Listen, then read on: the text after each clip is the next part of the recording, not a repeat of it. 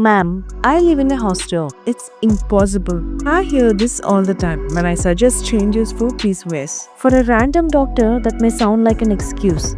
But for me, it doesn't. Because I have lived it, felt it, and came out of it. And this is the story of how I burst this illusion of impossible in hostel life. First things first, you're right in thinking PCOS and hostel lives are best friends because I know how it feels to be a hosteler. In the previous episode, I clearly shared how being a hosteler changed my habits and almost everything about me. And yes, it is also true that we are responsible for our health and habits. Because when it comes to health, there are no excuses. And I mean it. I don't want to get preachy here. So let's dive straight into the topic. After I fixed my exercise schedule, the next step was to fix my diet. I have already told you how impossible it felt for me to fix my diet as a hosteler. But I'll be honest. One of the biggest things PCOS thrives on is our food habits. If we correct them, we have already won half the battle. So before bringing changes into my diet, I first brought changes into my food habits. The first thing I did was discipline my food schedule with these 6 simple rules. Rule number 1, no skipping breakfast. 2, breakfast within 1 hour of waking up. 3, no chocolate, sugar, or coffee before breakfast. 4, lunch before 2 pm. 5, dinner before 8 pm. And 6, a 12-hour overnight fast. For the first 6 months, I followed only this. It seems simple, right? But following it is not. In fact, sticking to this took a lot of toughness. On paper, it looks manageable.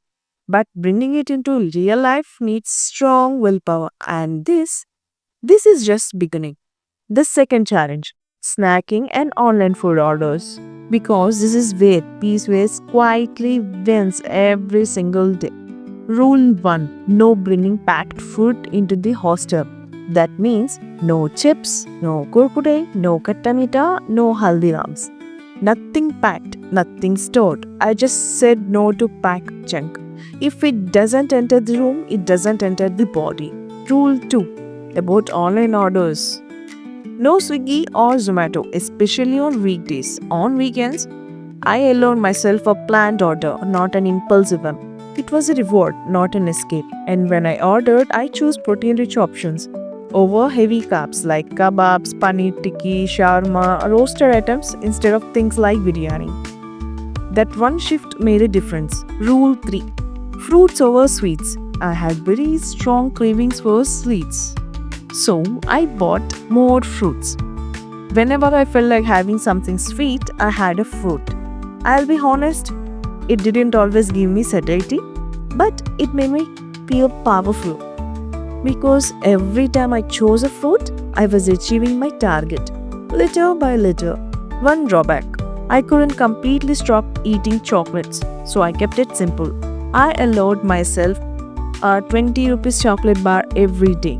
I know it's not healthy and I know it's not ideal, but at that point, I couldn't help it. Choosing control over chaos felt better than forcing perfection and giving up completely. I followed these 3 rules along with the previous starting rules. It took me 3 months to get comfortable with them and make them feel natural. Not perfect, but consistent. The real game changer. I invested in a few things. A portable electric cooker, a portable sandwich maker, and an electric egg steamer. This step was extremely important for me. By then, my exercise schedule was getting better and I needed more protein. It's impossible to get enough protein from my hostel food, and I couldn't rely completely on protein powders. So I had to find a practical solution. Rule: make rice more nutritious, protein rich, and tastier. For this, mom did the rescue. I asked my mother to prepare some powders.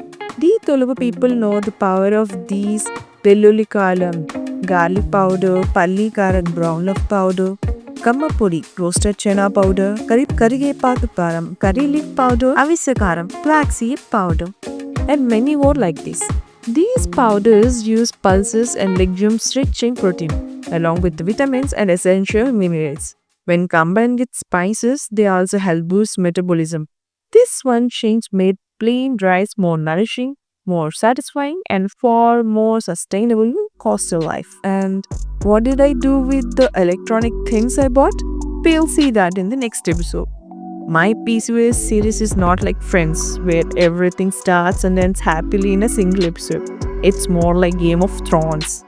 In a subtle way, strategically built with mild twists and turns. Sometimes PCOS won, and sometimes I won. And at this point, this battle became less about periods or a disorder and more about my lifestyle shift. I am Dr. Naya signing off. I'll meet you in the next episode. So, take care, IR Seekers.